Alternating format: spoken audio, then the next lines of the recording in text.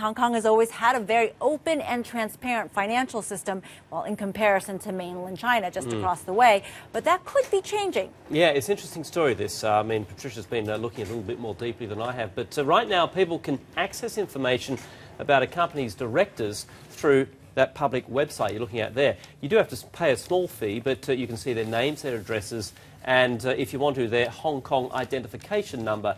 A lot of people have very similar names, so the ID number is a key way of finding that you're actually looking for the right person. The government, though, wants to remove some of that information, they say, for privacy reasons, to protect some of these company directors. Many people are against it. They say it'll make it much harder to figure out who is involved with which company. It's important for investors, banks and IPO sponsors to be able to determine what the other assets of an individual are, which companies he or she is a director of, and to be confident when they do that research that they're talking about the right person and not a mistaken identity. It basically undermines our reputation for free markets and transparency and the rule of law.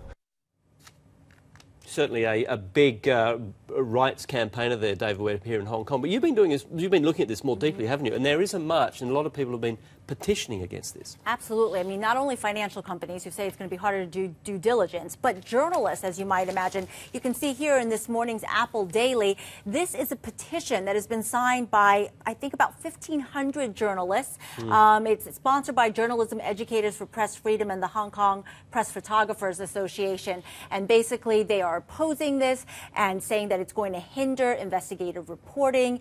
And I mean, freedom of the press is such a sensitive issue here. Especially as a former British colony, Hong Kong's used to having that. Absolutely, and it's probably a coincidence that that just at the end of last year we had a lot of reporting, international reporting, about the wealth, the alleged wealth of some of the families of the leadership of China, and now they're cracking down on actually finding out about who owns what companies. Maybe just a coincidence, but certainly it doesn't look good. Interesting timing.